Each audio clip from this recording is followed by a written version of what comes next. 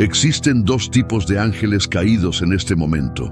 Algunos están encadenados en prisiones de oscuridad eterna, esperando su juicio final, sin posibilidad de escape, sin esperanza de redención.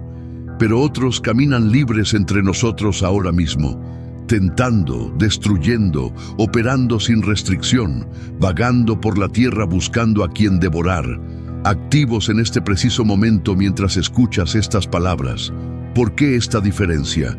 ¿Qué hicieron los primeros que fue tan grave que Dios los encarceló inmediatamente mientras otros siguen libres? ¿Qué transgresión ameritó un castigo tan severo que ni siquiera se les permitió vagar por la tierra como al resto de los demonios? La respuesta está en uno de los pasajes más perturbadores de la Biblia, Génesis capítulo 6, donde ángeles celestiales cruzaron una línea que nunca debieron cruzar, donde nacieron criaturas que corrompieron toda la tierra, donde la violencia y la maldad alcanzaron niveles que provocaron el diluvio universal, y donde ciertos seres sellaron su destino en prisiones eternas de las cuales nunca escaparán. Esta verdad bíblica es tan real como aterradora. No es mitología, no es leyenda antigua, no es interpretación alegórica. Está escrita claramente en las Sagradas Escrituras, confirmada en múltiples libros de la Biblia, y lo que descubrirás hoy cambiará tu comprensión del mundo espiritual para siempre, porque hay batallas invisibles más reales que lo que tus ojos pueden ver. Hay prisioneros espirituales esperando su sentencia final. Hay una historia de rebelión, corrupción y juicio divino que pocos comprenden completamente. Y al final de este mensaje entenderás por qué la gracia de Dios hacia la humanidad es aún más asombrosa de lo que jamás imaginaste. La respuesta a este misterio comienza en los días antes del diluvio universal, en una época cuando la tierra estaba poblada por millones de personas, cuando la civilización humana se expandía rápidamente y cuando algo extraordinario y aterrador estaba a punto de suceder. Génesis capítulo 6, versículos 1 y 2, dice claramente: Aconteció que cuando comenzaron los hombres a multiplicarse sobre la faz de la tierra, y les nacieron hijas, que viendo los hijos de Dios que las hijas de los hombres eran hermosas, tomaron para sí mujeres, escogiendo entre todas. Detengámonos aquí. Esta frase contiene una de las revelaciones más impactantes de toda la Escritura: los hijos de Dios. En el contexto del Antiguo Testamento, este término hebreo Bene Elohim se refiere específicamente a seres angelicales, no a humanos. ¿Cómo lo sabemos? Job capítulo 1, versículo 6, confirma esto de manera inequívoca. Un día vinieron a presentarse delante de Jehová los hijos de Dios, y entre ellos vino también Satanás. Esta es una escena celestial, una reunión ante el trono de Dios. Los hijos de Dios son claramente seres celestiales que comparecen ante el Altísimo. No son humanos, porque ningún humano en el Antiguo Testamento podía presentarse directamente ante el trono de Dios de esta manera. Job capítulo 38, versículo 7. Refuerza esto. Dios pregunta a Job: ¿Dónde estabas tú cuando yo fundaba la tierra? Dime, si tienes inteligencia. Cuando alababan todas las estrellas del alba y se regocijaban todos los hijos de Dios. Los hijos de Dios existían cuando Dios creó la tierra. Estaban presentes en la creación. Alababan mientras Dios fundaba los cimientos del mundo. Esto solo puede referirse a seres angelicales. Entonces, cuando Génesis 6 dice que los hijos de Dios vieron que las hijas de los hombres eran hermosas, está describiendo algo antinatural, algo que nunca debió suceder, una violación del orden creacional. Estos eran ángeles caídos, ángeles que ya habían sido expulsados del cielo junto con Satanás, que ya habían elegido la rebelión sobre la adoración, que ya habían perdido su posición en la presencia de Dios. Pero ahora hicieron algo que ningún otro demonio se atrevió a hacer, algo que cruzó una línea que incluso en su estado caído no debían cruzar. Abandonaron su naturaleza espiritual. Tomaron forma física de alguna manera que la Biblia no explica completamente, y se unieron con mujeres humanas en una transgresión sexual y espiritual absolutamente antinatural. ¿Por qué hicieron esto? Textos históricos antiguos, incluyendo el libro de Enoc, mencionado en la epístola de Judas, sugieren que fue un intento deliberado de corromper la línea genética humana, de contaminar la creación de Dios, de impedir el plan de redención que vendría a través de la simiente de la mujer. Satanás sabía que Dios había prometido en Génesis 3, versículo 15, que la simiente de la mujer aplastaría su cabeza. Sabía que el Mesías vendría a través de la humanidad. Y estos ángeles caídos, siguiendo la estrategia de su líder, intentaron corromper genéticamente a toda la raza humana para impedir el cumplimiento de esa promesa. Pero cualquiera que haya sido su motivación exacta, lo que hicieron fue claro, y las consecuencias fueron catastróficas. Segunda de Pedro, capítulo 2, versículo 4, lo declara sin ambigüedad. Porque si Dios no perdonó a los ángeles que pecaron, sino que arrojándolos al infierno, los entregó a prisiones de oscuridad para ser reservados al juicio. La palabra griega que Pedro usa aquí para infierno no es la palabra común. No es Hades, que se usa generalmente para el lugar de los muertos. Es Tártaro, que significa literalmente arrojar al tártaro. Ya llegaremos a Tártaro en un momento, pero primero observa el tiempo de este versículo. Estos ángeles pecaron de una manera tan severa que su castigo fue inmediato. No esperaron al juicio final para ser confinados. No se les permitió vagar libremente por la tierra como a los otros demonios. Fueron arrojados instantáneamente a prisiones espirituales donde permanecen hasta este día. El apóstol Judas, hermano de Jesús, confirma esta verdad escalofriante en el versículo 6 de su carta. Y a los ángeles que no guardaron su dignidad, sino que abandonaron su propia morada, los ha guardado bajo oscuridad, en prisiones eternas, para el juicio del gran día. Analicemos esta frase cuidadosamente. No guardaron su dignidad. Se refiere a su rango o posición original como ángeles. Abandonaron su propia morada. Dejaron su estado espiritual, su naturaleza angelical. Los ha guardado. Tiempo perfecto, acción completada con resultados permanentes. Bajo oscuridad. No en la luz, no en la presencia de Dios, sino en tinieblas absolutas. En prisiones eternas, no temporales, no hasta arrepentimiento, sino eternas. Para el juicio del gran día, están reservados allí hasta el juicio final. Estos ángeles están actualmente, en este momento, encarcelados. Han estado allí desde los días antes del diluvio, aproximadamente 4.500 años según cronologías bíblicas, y permanecerán allí hasta el día del juicio final. Abandonaron su morada celestial. Dejaron la gloria de Dios que una vez conocieron, violaron el orden de la creación misma de la manera más grotesca posible. ¿Y cuál fue el resultado de esta unión prohibida? Génesis 6, versículo 4, nos lo dice. Había gigantes en la tierra en aquellos días, y también después que se llegaron los hijos de Dios a las hijas de los hombres, y les engendraron hijos. Estos fueron los valientes que desde la antigüedad fueron varones de renombre. Gigantes. La palabra hebrea es nefilim. Esta palabra viene de la raíz nafal, que significa caer. Nefilim significa literalmente los caídos o los que hacen caer a otros. Seres caídos nacidos de ángeles caídos.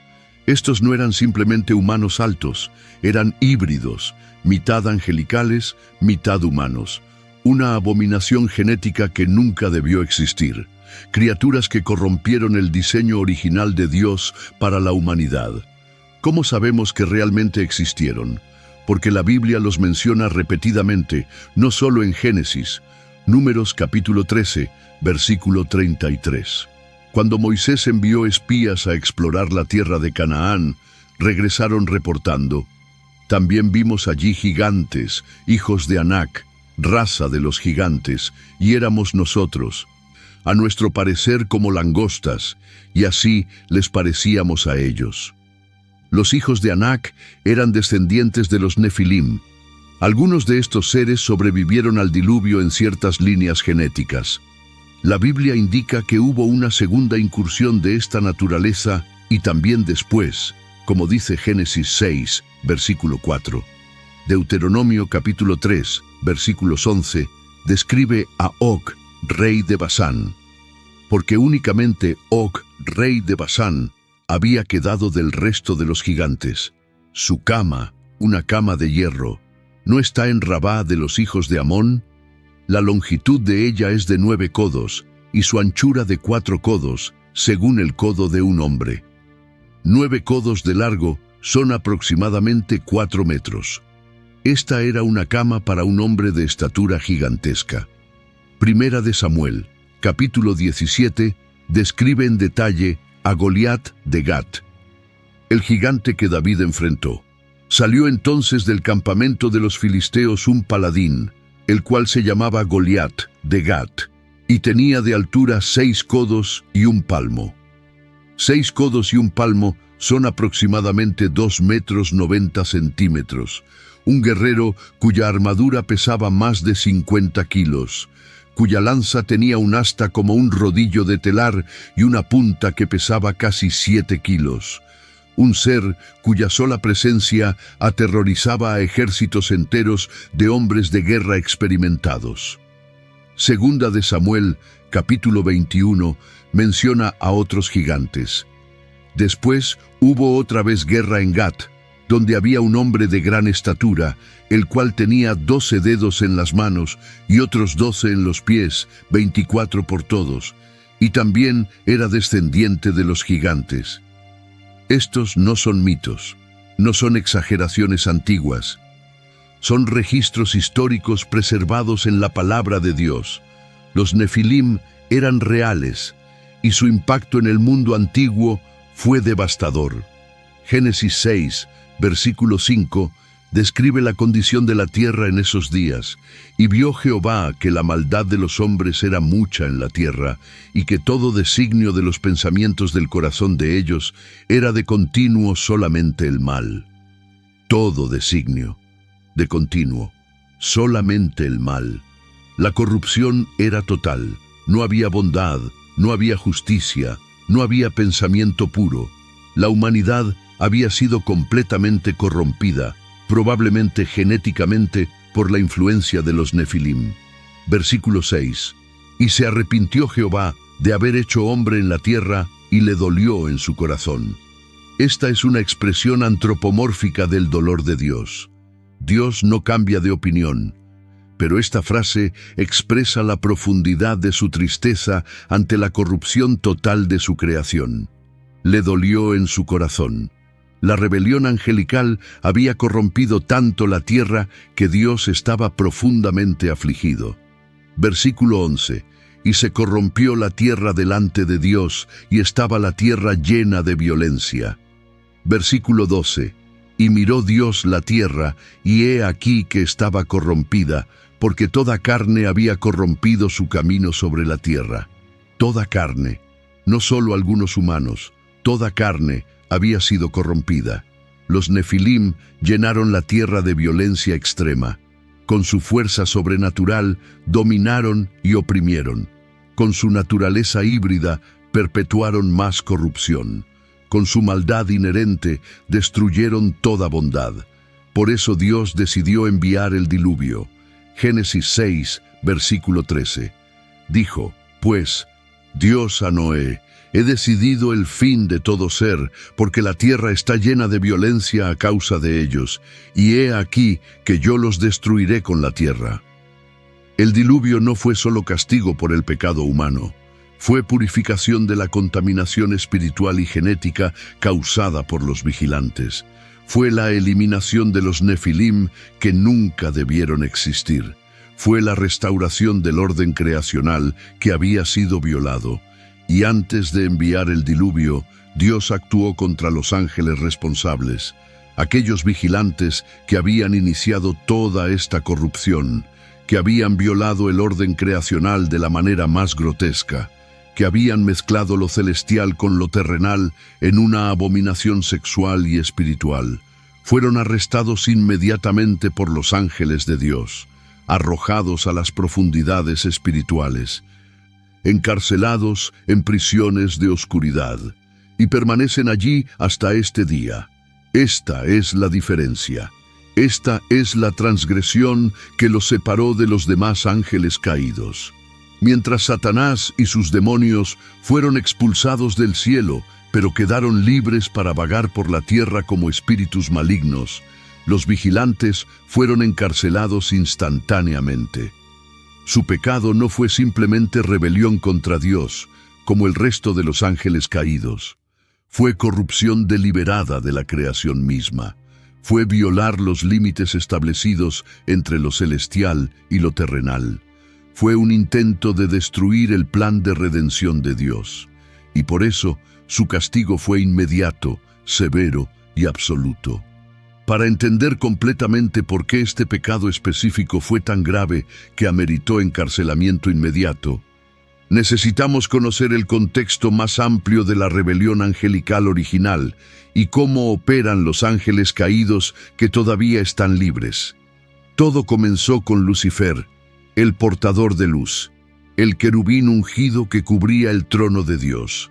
Ezequiel capítulo 28, versículos 12 al 15, profetiza sobre este ser magnífico. Tú eras el sello de la perfección, lleno de sabiduría y acabado de hermosura. En Edén, en el huerto de Dios estuviste. De toda piedra preciosa era tu vestidura, de cornerina, topacio, jaspe, crisólito, berilo y ónice, de zafiro, carbunclo, esmeralda y oro. Los primores de tus tamboriles y flautas estuvieron preparados para ti en el día de tu creación. Tú, querubín grande, protector, yo te puse en el santo monte de Dios. Allí estuviste, en medio de las piedras de fuego te paseabas. Perfecto eras en todos tus caminos desde el día que fuiste creado, hasta que se halló en ti maldad. Un ser de perfección absoluta, lleno de sabiduría y hermosura, adornado con piedras preciosas. El querubín protector que caminaba en el monte santo de Dios, perfecto en todos sus caminos, hasta que se halló en él maldad. ¿Qué maldad? El versículo 17 lo explica.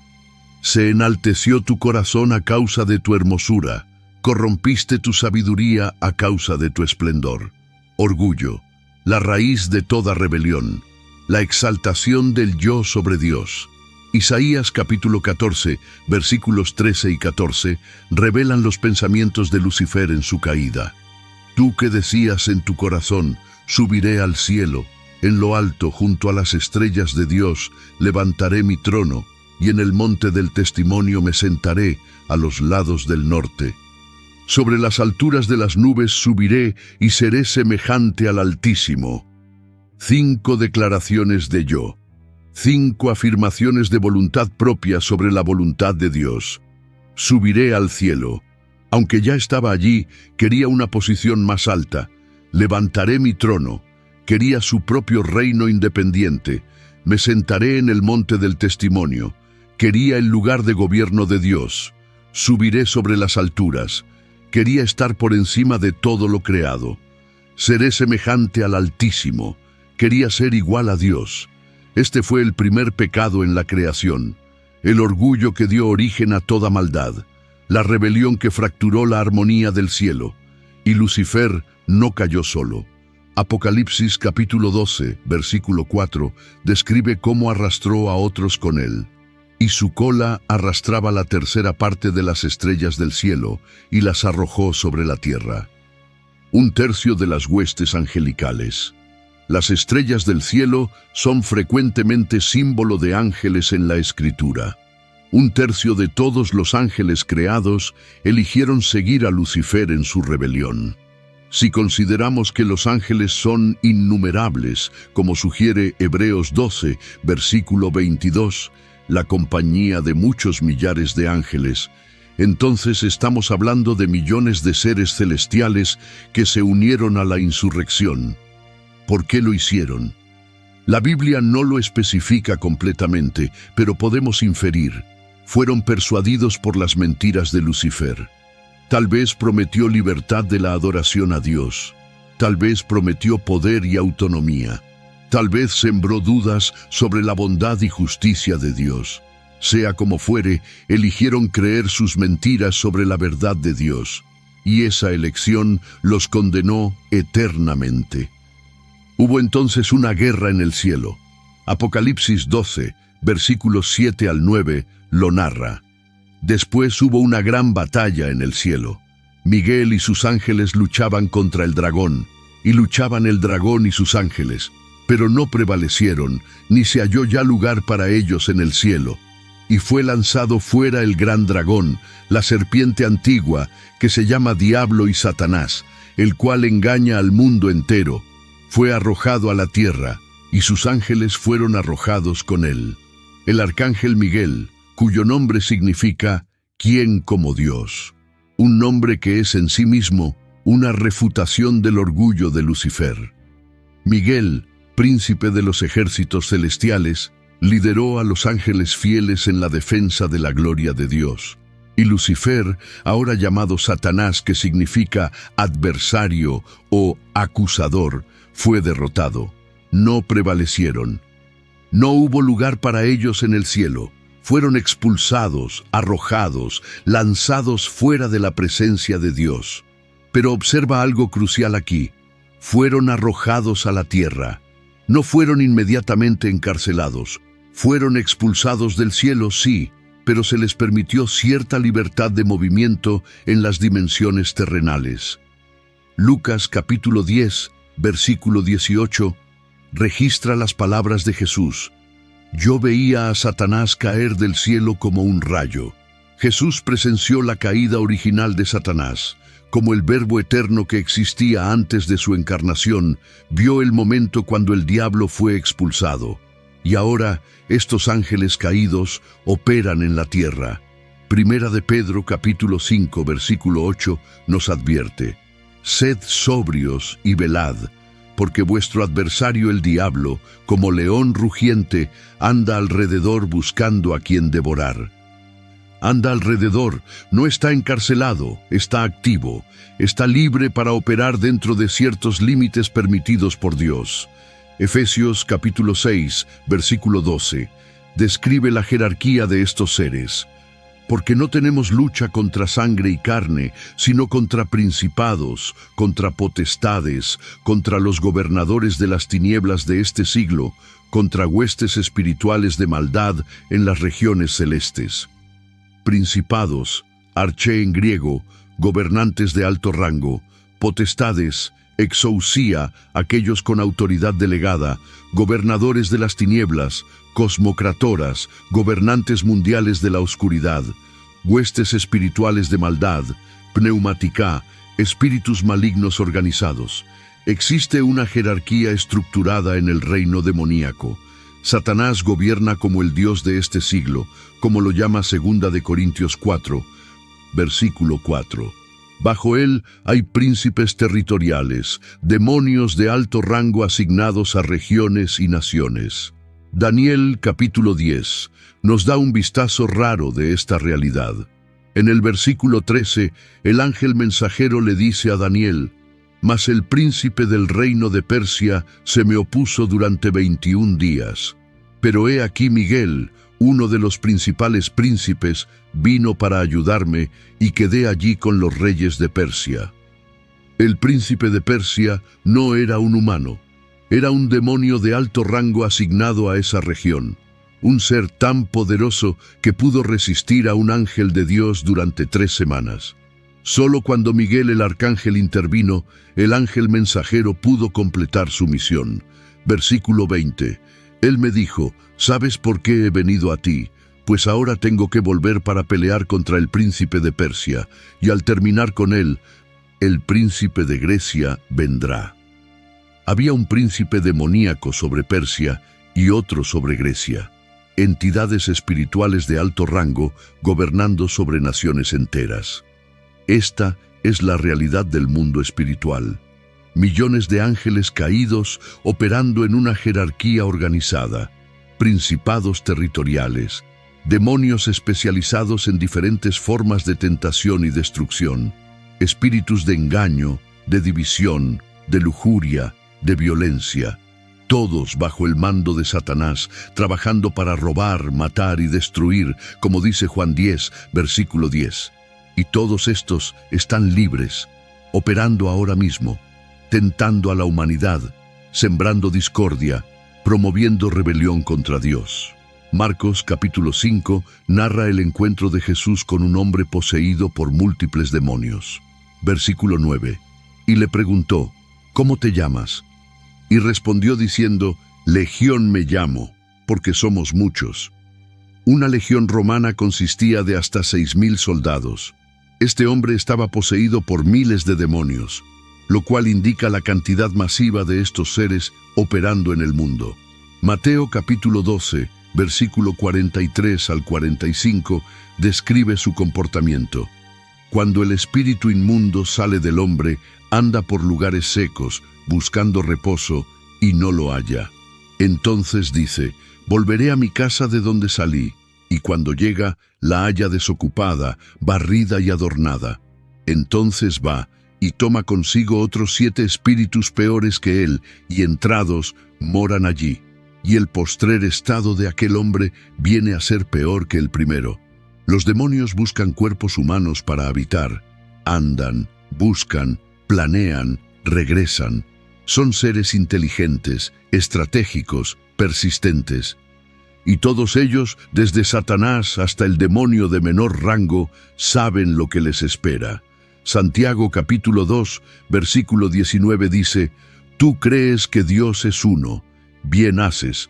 También los demonios creen y tiemblan. Los demonios tienen conocimiento teológico perfecto, saben que Dios existe, saben que es uno, saben que Jesús es el Hijo de Dios, saben que hay un juicio venidero y tiemblan ante ese conocimiento. Mateo capítulo 8, versículos 28 y 29 registra un encuentro revelador. Cuando Jesús se encontró con endemoniados en tierra de los Gadarenos, los demonios gritaron, ¿Qué tienes con nosotros, Jesús, Hijo de Dios? ¿Has venido acá para atormentarnos antes de tiempo? Antes de tiempo.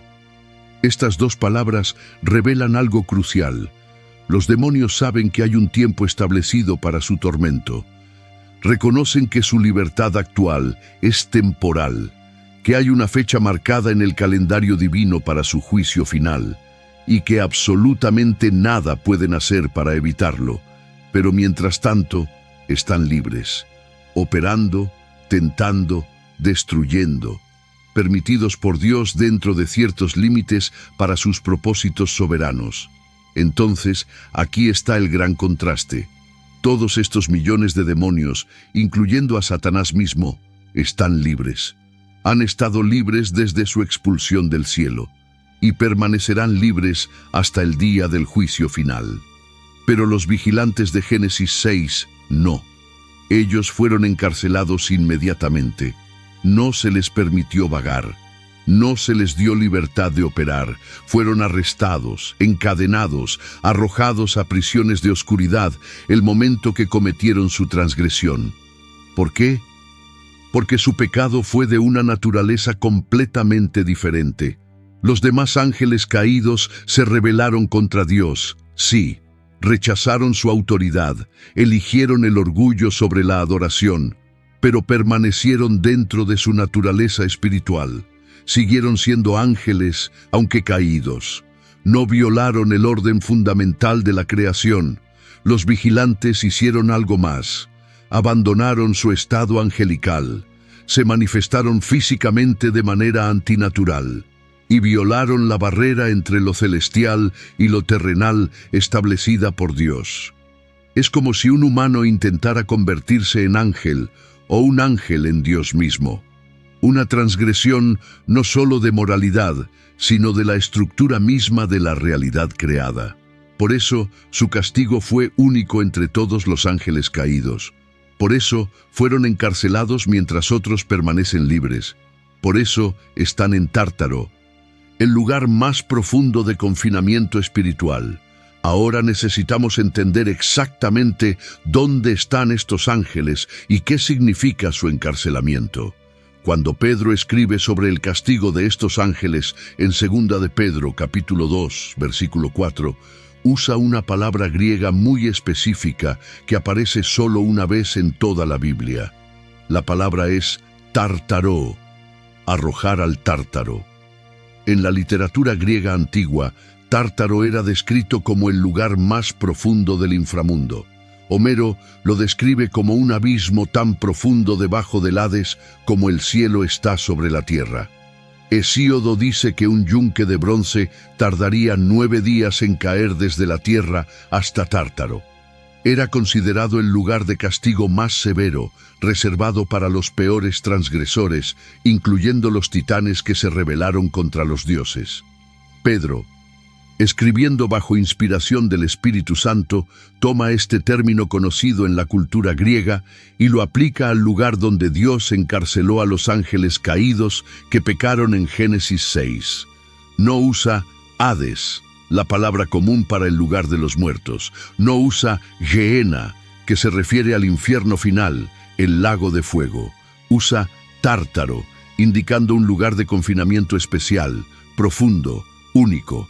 Es un abismo espiritual, una dimensión de oscuridad, una prisión en las profundidades de las regiones invisibles. Judas, versículo 6, amplía la descripción. Los ha guardado bajo oscuridad, en prisiones eternas, para el juicio del gran día. Bajo oscuridad. La palabra griega es sophos, que significa oscuridad densa, tinieblas absolutas, negrura espesa. No es simplemente ausencia de luz física, es oscuridad espiritual. Ausencia total de la presencia manifiesta de Dios. En prisiones eternas. La palabra desmois significa cadenas o ataduras. Aidios significa eternas, perpetuas, sin fin. Cadenas eternas que no se pueden romper. Ataduras que duran para siempre, para el juicio del gran día. Ais krisin, hacia el juicio, para el propósito del juicio. Están siendo guardados allí específicamente hasta el día del juicio final. Entonces, estos ángeles están, 1. En un lugar llamado Tártaro, el abismo más profundo. 2. Bajo oscuridad absoluta, sin luz de ningún tipo. 3. Encadenados con ataduras eternas que no pueden romper. 4. Guardados allí específicamente hasta el juicio final. ¿Puedes imaginar ese lugar? No es simplemente una celda oscura. Es oscuridad que se puede sentir, como las tinieblas que cayeron sobre Egipto en Éxodo 10, versículo 21, donde dice que eran tinieblas que se puedan palpar. Es el peso de cadenas que no son de material físico, sino de justicia divina. Cadenas forjadas por la palabra de Dios mismo. Ataduras espirituales imposibles de romper para cualquier criatura creada. Es la ausencia total de esperanza, porque estos ángeles conocen la Escritura. Saben que Cristo no murió por ellos. Saben que no hay redención para seres angelicales. Saben que su destino está eternamente sellado. Es el conocimiento aterrador de lo que vendrá, porque aunque están encarcelados ahora, saben que este no es su tormento final. Están siendo reservados para algo peor, para el lago de fuego que arde eternamente. Es la compañía de otros seres tan depravados como ellos, encerrados juntos en oscuridad, sin comunión, sin consuelo, solo la presencia de otros condenados. Es la memoria eterna de lo que perdieron.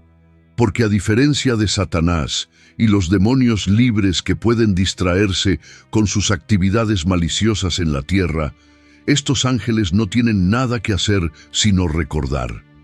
Recordar la gloria del cielo que una vez conocieron. Recordar la presencia de Dios en la que una vez caminaron. Recordar la adoración en la que una vez participaron. Recordar la luz, la belleza, la perfección que abandonaron. Y contrastar eso con la oscuridad absoluta donde ahora están, sin escape, sin alivio, sin fin a la vista. Textos históricos antiguos, aunque no inspirados, dan algunos detalles adicionales que pueden ser informativos. El libro de Enoc, mencionado en Judas, versículo 14 como profeta, describe cómo estos ángeles suplicaron misericordia. Cómo pidieron a Enoc que intercediera por ellos ante Dios, y cómo recibieron una respuesta de juicio sin posibilidad de apelación. Enoc, capítulo 13, registra su súplica.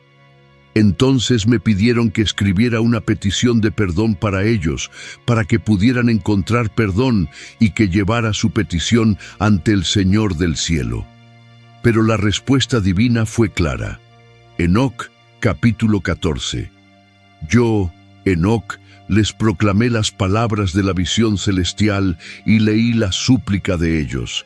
Y he aquí tuvieron visiones, y vinieron a mí temblando, y me dijeron, ve y diles en nuestro nombre, vosotros estuvisteis en el cielo, pero no todos los misterios os habían sido revelados.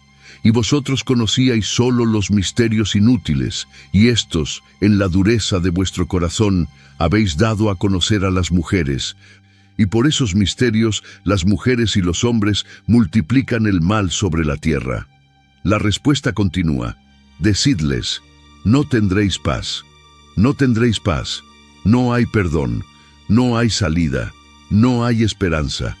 Aunque este texto no es escritura canónica, Judas lo cita como histórico y puede darnos contexto sobre lo que estos ángeles experimentaron. Experimentaron rechazo absoluto. Experimentaron la finalidad de su condenación. Experimentaron la imposibilidad de redención, y esto ha sido su realidad durante más de 4000 años, cada día en oscuridad absoluta, cada momento bajo el peso de cadenas eternas, cada segundo sabiendo que esto nunca terminará hasta que algo peor comience. Hebreos capítulo 10, versículo 26 explica el principio detrás de esto. Porque si pecaremos voluntariamente después de haber recibido el conocimiento de la verdad, ya no queda más sacrificio por los pecados. Los vigilantes pecaron voluntariamente, no en ignorancia, no por error, no por debilidad momentánea. Pecaron con pleno conocimiento de lo que estaban haciendo. Pecaron después de haber conocido la gloria de Dios personalmente. Pecaron después de haber adorado en su presencia. Por eso no hay sacrificio para ellos. Por eso no hay redención posible. Por eso su castigo es tan severo y tan final. Hebreos capítulo 2, versículo 16, es absolutamente claro sobre esto. Porque ciertamente no socorrió a los ángeles, sino que socorrió a la descendencia de Abraham. Cristo vino para salvar a humanos, no a ángeles. La expiación fue hecha por la humanidad caída, no por seres angelicales caídos. ¿Por qué? Porque los ángeles pecaron desde una posición de perfección y conocimiento pleno.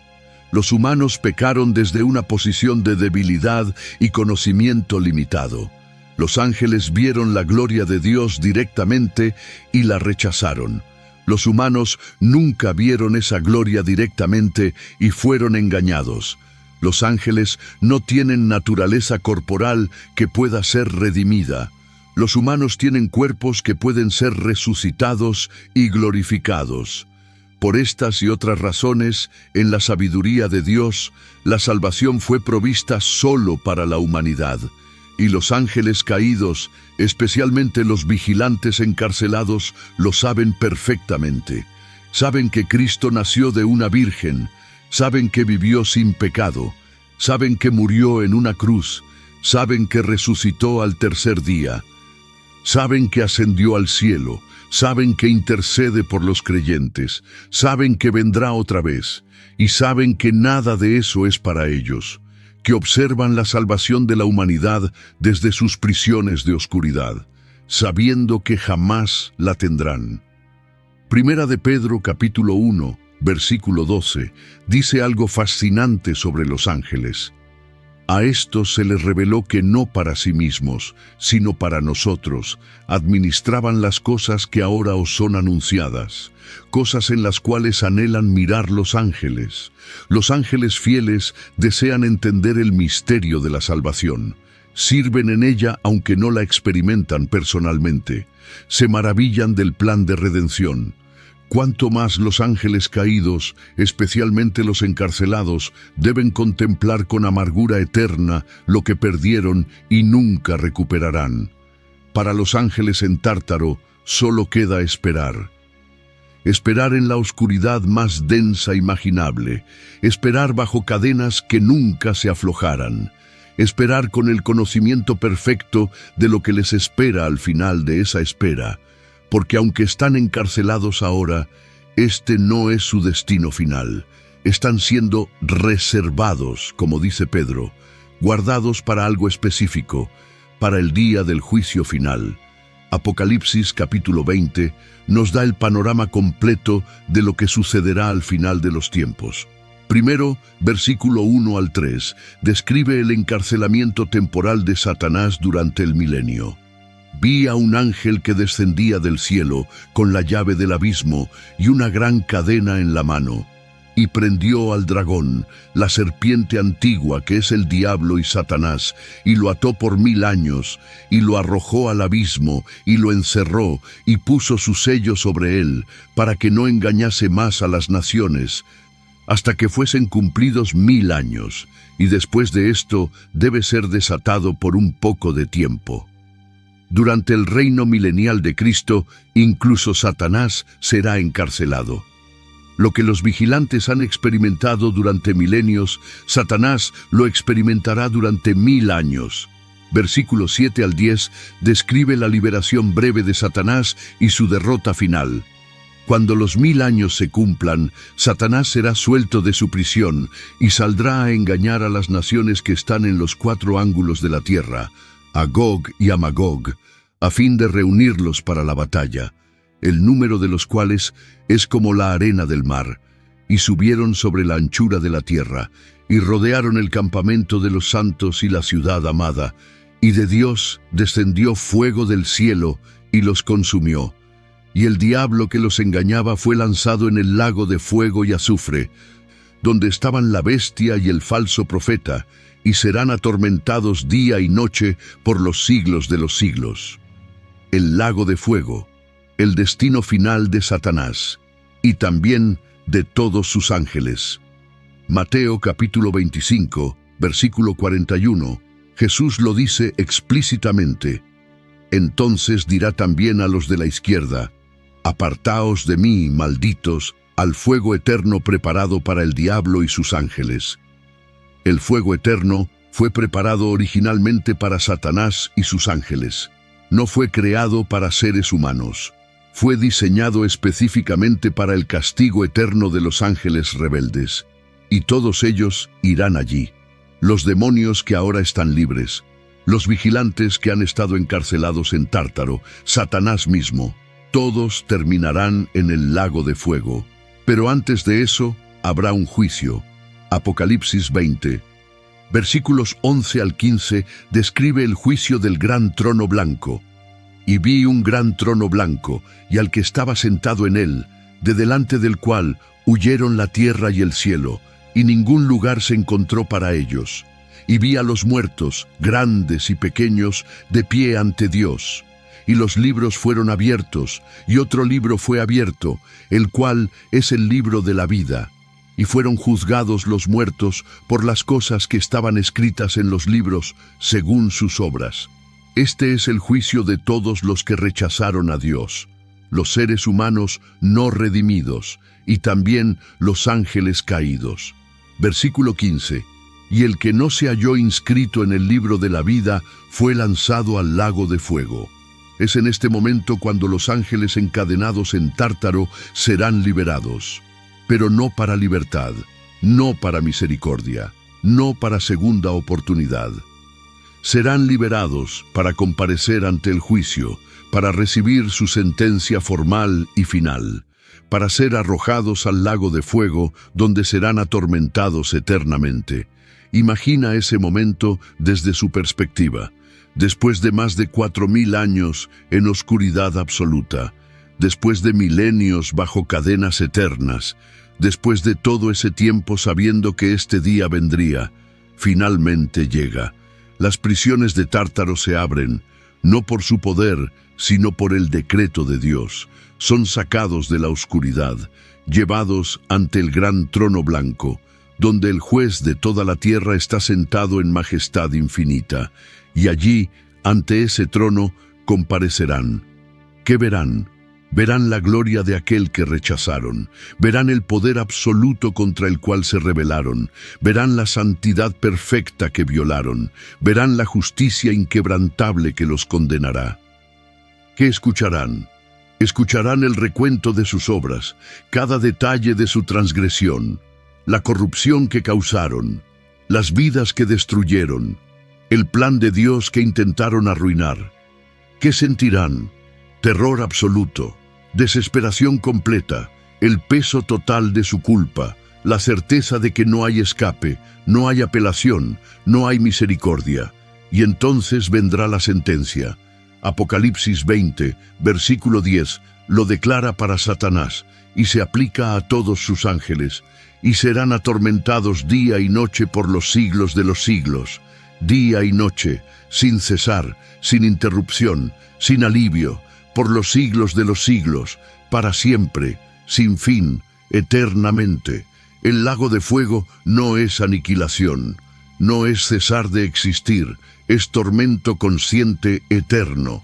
Marcos capítulo 9, versículo 44, describe el infierno final como el lugar donde el gusano de ellos no muere y el fuego nunca se apaga. Sufrimiento que nunca termina, en fuego que nunca se extingue. Apocalipsis 14, versículo 11 dice de los condenados: y el humo de su tormento sube por los siglos de los siglos, y no tienen reposo de día ni de noche. No tienen reposo, ni de día ni de noche. El tormento es perpetuo, constante, eterno. Este será el destino final de los vigilantes que ahora están en Tártaro. Este será el destino de todos los ángeles caídos. Este será el destino de Satanás mismo. Pero hay algo más asombroso aún en las Escrituras. Primera de Corintios capítulo 6, versículo 3, revela una verdad impactante. ¿O no sabéis que hemos de juzgar a los ángeles? ¿Cuánto más las cosas de esta vida? Los redimidos por Cristo participarán en el juicio de los ángeles caídos. Esto significa que tú, si eres creyente en Cristo, estarás presente cuando estos seres sean juzgados. Confirmarás la justicia de Dios en su condenación. Participarás en el proceso judicial que los enviará al lago de fuego. Imagina ese momento. Seres humanos, creados originalmente un poco menor que los ángeles, según Salmo 8, versículo 5. Seres humanos que fueron tentados por demonios durante su vida en la tierra. Seres humanos que resistieron, que vencieron por la sangre del Cordero, juzgando a criaturas angelicales que una vez fueron poderosas. Criaturas que los tentaron, que los acusaron, que intentaron destruirlos, y confirmando que su condenación es justa, que Dios ha actuado con perfecta justicia, que estos seres merecen su castigo eterno. Esto demuestra varias verdades profundas. Primera, la magnitud de la gracia de Dios hacia la humanidad, que seres humanos pecadores puedan ser tan elevados como para juzgar a seres angelicales. Segunda, la realidad de la victoria de Cristo, que aquellos que estaban bajo el poder del enemigo ahora tengan autoridad sobre él. Tercera, la justicia perfecta de Dios, que incluso aquellos que fueron víctimas de estos seres puedan confirmar que su castigo es justo. Apocalipsis capítulo 12, versículo 10 y 11, describe la victoria sobre Satanás. Entonces oí una gran voz en el cielo que decía: Ahora ha venido la salvación, el poder y el reino de nuestro Dios, y la autoridad de su Cristo, porque ha sido lanzado fuera el acusador de nuestros hermanos, el que los acusaba delante de nuestro Dios día y noche. Y ellos le han vencido por medio de la sangre del Cordero y de la palabra del testimonio de ellos, y menospreciaron sus vidas hasta la muerte. Los creyentes vencen al acusador por la sangre del Cordero, y finalmente participarán en su juicio y condenación final. Mientras tanto, los ángeles en Tártaro esperan ese día. Lo conocen, lo anticipan, lo temen, pero no pueden hacer nada para evitarlo. Están en prisiones de las cuales no pueden escapar, bajo cadenas que no pueden romper, en oscuridad de la cual no pueden salir, esperando un juicio del cual no pueden huir, y cada día que pasa los acerca más a ese momento final. Ahora llegamos a la lección más importante de toda esta revelación sobre ángeles caídos encarcelados. El contraste asombroso entre el trato de Dios hacia los ángeles rebeldes y su trato hacia la humanidad pecadora. Si Dios no perdonó a los ángeles que pecaron, si los arrojó inmediatamente a prisiones de oscuridad sin oportunidad de redención, si no hubo sacrificio por su pecado, no hubo Salvador provisto para ellos, ¿cuán grande debe ser su gracia al ofrecer salvación a nosotros? ¿Cuán profundo su amor al enviar a Cristo a morir por pecadores humanos? Los ángeles caídos no tienen Salvador. Cristo no vino a redimirlos. No hay evangelio para ellos. No hay cruz que pague por sus pecados. No hay sangre derramada para su expiación. No hay resurrección que les dé esperanza. Hebreos 2, versículo 16, lo dice explícitamente: porque ciertamente no socorrió a los ángeles, sino que socorrió a la descendencia de Abraham. Cristo vino específicamente para salvar a seres humanos, no a seres angelicales, no importa cuán caídos estén. ¿Por qué esta diferencia? Porque la naturaleza del pecado angelical fue diferente. Los ángeles pecaron desde una posición de perfección absoluta, pecaron con conocimiento pleno de la gloria de Dios, pecaron en la presencia misma del Altísimo, pecaron sin engaño externo, solo por decisión propia. Lucifer no fue tentado por nadie. Ningún ser superior lo engañó, ninguna circunstancia lo presionó. Eligió el orgullo voluntariamente, conscientemente, deliberadamente, y los ángeles que lo siguieron hicieron lo mismo. Eligieron creer sus mentiras sobre la verdad de Dios que conocían perfectamente. Eligieron rebelarse contra la autoridad que habían experimentado directamente. Eligieron abandonar la gloria que habían visto cara a cara, por eso no hay redención para ellos. Pecaron contra la luz máxima, pecaron contra el conocimiento máximo, pecaron desde la posición más privilegiada posible.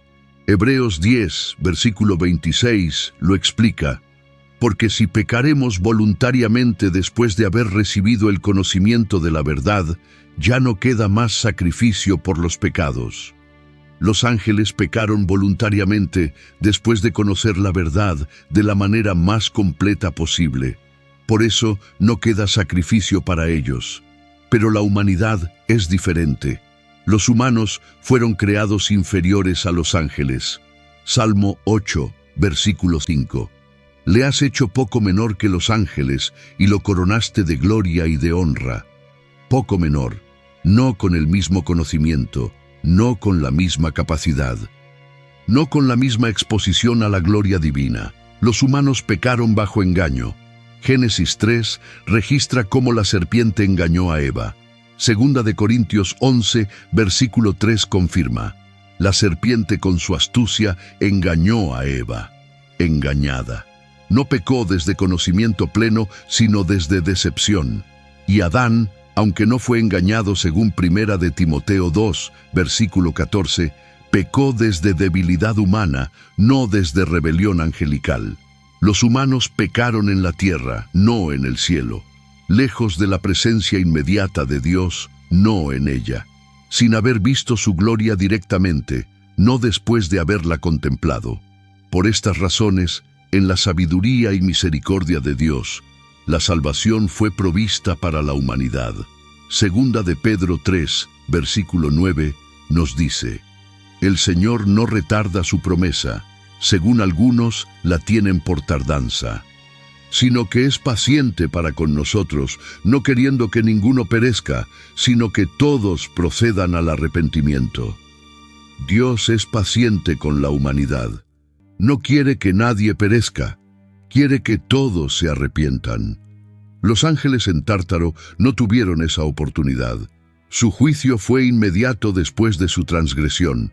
No hubo periodo de gracia, no hubo llamado al arrepentimiento, no hubo Salvador enviado por ellos. Fueron arrestados, encadenados, arrojados a oscuridad en el momento de su pecado. Pero Dios ha dado a la humanidad miles de años de oportunidad. Desde el pecado de Adán hasta ahora han pasado miles de años. Y durante todo ese tiempo, Dios ha estado llamando a los humanos al arrepentimiento, ofreciendo perdón, proveyendo salvación, extendiendo gracia tras gracia.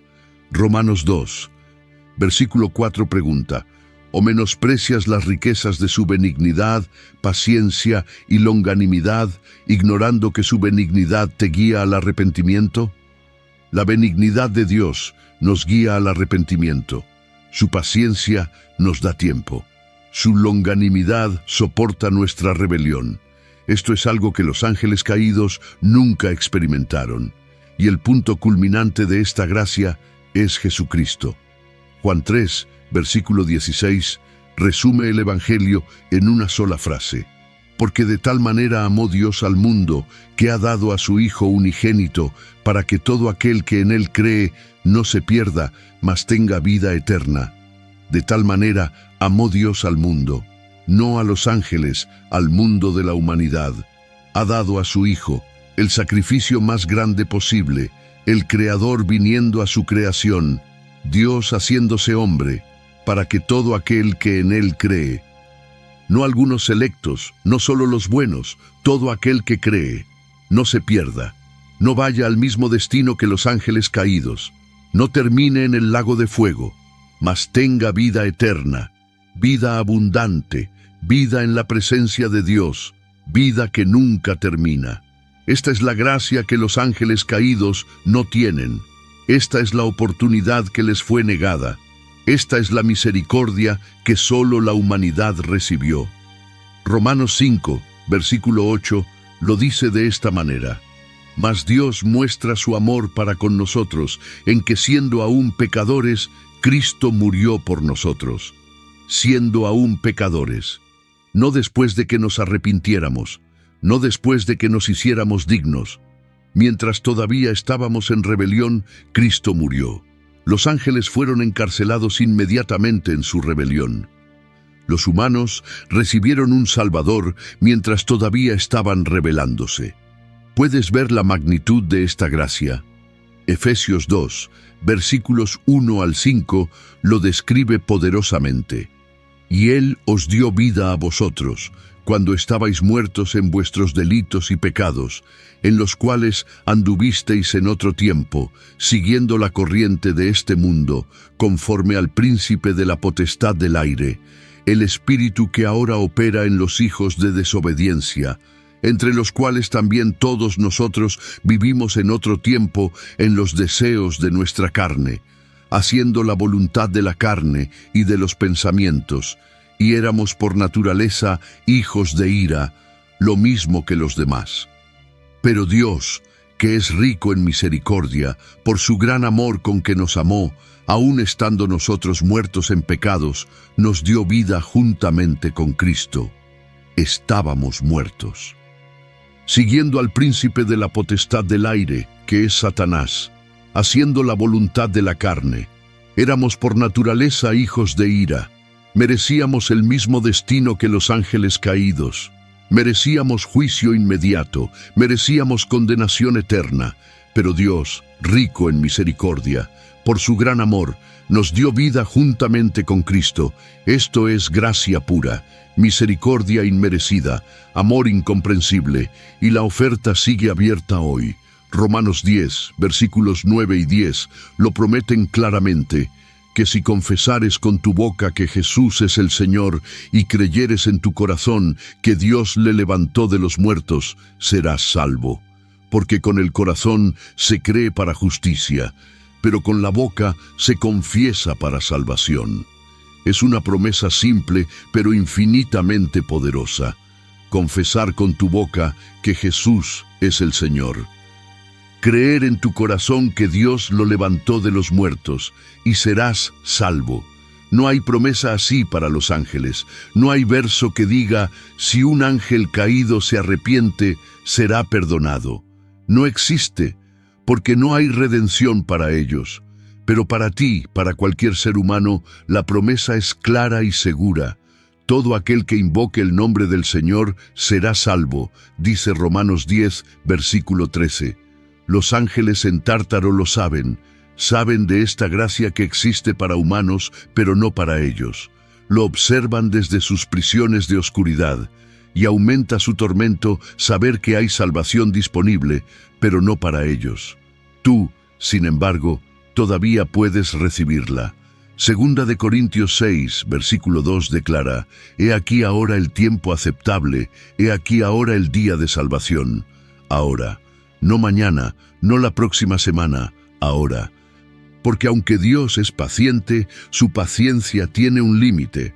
Hechos 17, versículo 30 dice, «Pero Dios, habiendo pasado por alto los tiempos de esta ignorancia, ahora manda a todos los hombres en todo lugar que se arrepientan».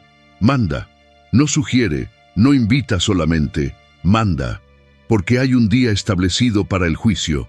Versículo 31.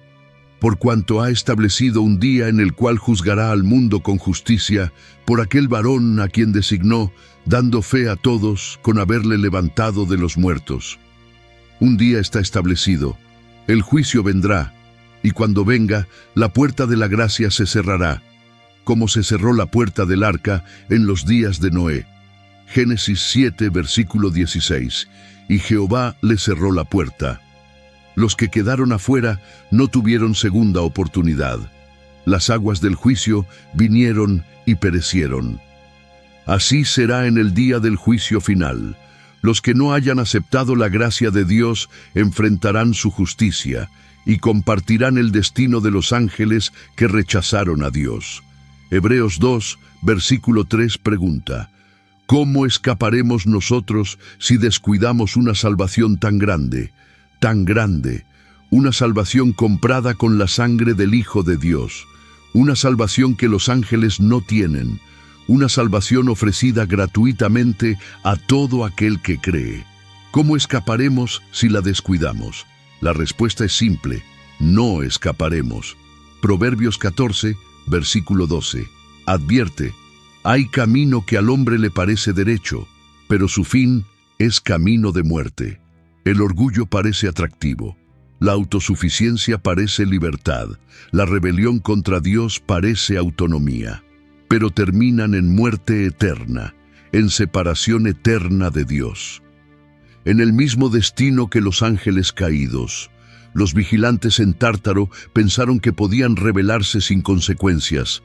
Ahora saben la verdad, pero es demasiado tarde. No cometas el mismo error. Mientras hay vida, hay esperanza de salvación. Mientras el Espíritu Santo todavía llama, hay oportunidad de responder. Mientras la puerta de la gracia está abierta, hay tiempo de entrar, pero no durará para siempre.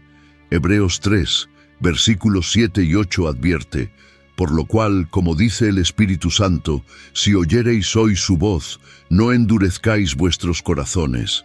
Hoy, mientras todavía puedes oír, mientras el Espíritu todavía habla, no endurezcas tu corazón, porque cuando sientas que las tentaciones son fuertes, cuando los demonios que todavía están libres traten de hacerte caer, cuando Satanás ruja como león buscando a quien devorar, Necesitas recordar estas verdades. Su tiempo es corto, su destino está sellado, y en Cristo tú tienes victoria sobre todos ellos.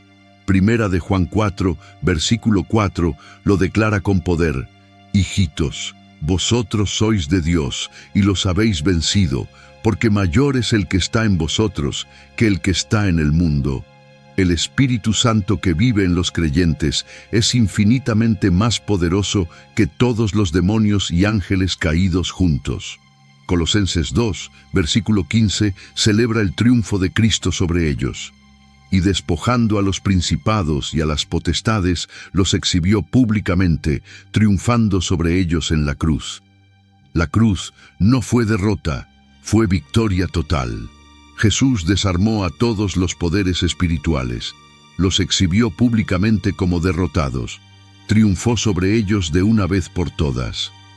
Los ángeles encadenados en Tártaro lo saben, vieron la cruz desde sus prisiones de oscuridad, supieron que su líder había sido derrotado definitivamente, comprendieron que toda esperanza de victoria estaba eternamente perdida, y aún así no pueden arrepentirse. No pueden cambiar su destino, porque el arrepentimiento requiere humildad, y su orgullo es eterno, fijado para siempre en rebelión. Pero tú puedes arrepentirte hoy. Tu naturaleza puede ser transformada. Puedes nacer de nuevo, ser nueva criatura. Segunda de Corintios 5, versículo 17, lo promete. De modo que si alguno está en Cristo, nueva criatura es. Las cosas viejas pasaron, he aquí todas son hechas nuevas. Esta es la esperanza que los ángeles caídos no tienen. Esta es la transformación que les fue negada. Esta es la nueva creación que solo es posible para humanos en Cristo. Cuando llegue el día del juicio final, cuando los ángeles encadenados sean liberados de Tártaro, cuando comparezcan ante el gran trono blanco, cuando sean arrojados al lago de fuego, tú no estarás con ellos si has aceptado a Cristo. Estarás con los redimidos, participarás en su juicio, confirmarás la justicia de Dios y vivirás eternamente en la presencia del Señor. Apocalipsis 21 describe ese destino glorioso. Versículo 3. He aquí el tabernáculo de Dios con los hombres, y Él morará con ellos, y ellos serán su pueblo, y Dios mismo estará con ellos como su Dios. Dios morando con los hombres. Esto nunca será realidad para los ángeles caídos, pero será la realidad eterna para los redimidos. Versículo 4. Enjugará Dios toda lágrima de los ojos de ellos, y ya no habrá muerte, ni habrá más llanto, ni clamor, ni dolor, porque las primeras cosas pasaron. No más lágrimas, no más muerte, no más dolor. Mientras los ángeles caídos experimentan tormento eterno, los redimidos experimentarán gozo eterno. Versículo 5. Y el que estaba sentado en el trono dijo, He aquí, yo hago nuevas todas las cosas nuevas. Una nueva creación, nuevos cielos y nueva tierra. Una eternidad en la presencia de Dios. Este es tu destino si eliges a Cristo. Pero si rechazas su gracia, si endureces tu corazón, si postergas tu decisión hasta que sea demasiado tarde, entonces enfrentarás el mismo destino que los ángeles. Apocalipsis 21, versículo 8, lo describe. Pero los cobardes e incrédulos, los abominables y homicidas, los fornicarios y hechiceros, los idólatras y todos los mentirosos tendrán su parte en el lago que arde con fuego y azufre, que es la muerte segunda. La muerte segunda, separación eterna de Dios, tormento consciente perpetuo, sin fin, sin escape, sin esperanza, dos destinos eternos, dos opciones posibles, una puerta estrecha que lleva a la vida, una puerta ancha que lleva a la destrucción. Mateo 7, versículos 13 y 14. Entrad por la puerta estrecha, porque ancha es la puerta, y espacioso el camino que lleva a la perdición, y muchos son los que entran por ella, porque estrecha es la puerta, y angosto el camino que lleva a la vida, y pocos son los que la hallan. Los vigilantes eligieron la puerta ancha, Pensaron que podían desafiar a Dios sin consecuencias. Creyeron que su poder y belleza les daban derecho a la autonomía. Se equivocaron completamente y ahora esperan en cadenas eternas, en oscuridad absoluta, su juicio final donde serán arrojados al fuego eterno. No cometas el mismo error. Esta es la verdad bíblica sobre los ángeles caídos encarcelados, una verdad que nos muestra la seriedad absoluta del pecado, la certeza inevitable del juicio divino, la realidad de las consecuencias eternas, y por contraste, la magnitud incomprensible de la gracia salvadora de Dios. Si hay algo que debas llevarte de este mensaje, es esto: no tomes a la ligera la gracia de Dios. No pospongas tu decisión de seguir a Cristo. No endurezcas tu corazón contra su llamado, porque los ángeles en Tártaro pensaron que tenían tiempo. Pensaron que podrían rebelarse y luego arreglar las cosas. Pensaron que habría otra oportunidad. No la hubo. Y cuando las prisiones se abrieron, no fue para liberación, sino para juicio. Tú todavía tienes tiempo hoy, pero no sabes si tendrás mañana. Santiago 4, versículo 14 dice: ¿qué es vuestra vida? Ciertamente es neblina que se aparece por un poco de tiempo y luego se desvanece. Tu vida es breve, como neblina que se desvanece. No tienes garantía de mañana. Por eso el llamado de Dios es hoy, ahora, en este momento. Si todavía no has aceptado a Jesucristo como tu Salvador personal, si todavía estás viviendo en rebelión contra Dios, si todavía estás confiando en tu propia justicia o en tus buenas obras, hoy es el día para cambiar. No se requiere que seas perfecto, no se requiere que lo tengas todo resuelto, no se requiere que merezcas el perdón. Solo se requiere que vengas a Cristo tal como eres, que reconozcas tu pecado, que creas que Él murió por ti, que lo recibas como tu Señor y Salvador. Es así de simple, pero también así de crucial, porque tu decisión hoy determina tu eternidad. No hay zona neutral, no hay opción de posponer indefinidamente, no hay tercera alternativa entre el cielo y el infierno. O estás con Cristo, o estás contra Él, o eres salvo por su gracia, o estás condenado por tu pecado. O terminarás en la presencia de Dios eternamente, o separado de Él eternamente. Los ángeles caídos eligieron, y están pagando las consecuencias eternas de esa elección. Tú también debes elegir. ¿Elegirás el orgullo o la humildad? ¿La autonomía o la rendición a Dios? ¿La rebelión o la adoración? ¿El pecado o el Salvador? Jesús dijo en Juan 14, versículo 6, Yo soy el camino, y la verdad, y la vida. Nadie viene al Padre sino por mí. No hay otro camino, no hay otra verdad, no hay otra fuente de vida eterna, solo Cristo. Y Él te está llamando hoy. Si escuchas su voz en tu corazón en este momento, si sientes la convicción del Espíritu Santo, si reconoces tu necesidad de un Salvador, no endurezcas tu corazón, no resistas más, no pospongas lo que sabes que debes hacer. Ven a Cristo hoy, arrepiéntete de tus pecados, cree en Él, recíbelo como tu Señor y serás salvo, garantizado por la palabra de Dios, sellado por el Espíritu Santo, seguro para la eternidad. Esta es la gracia que los ángeles caídos nunca tuvieron.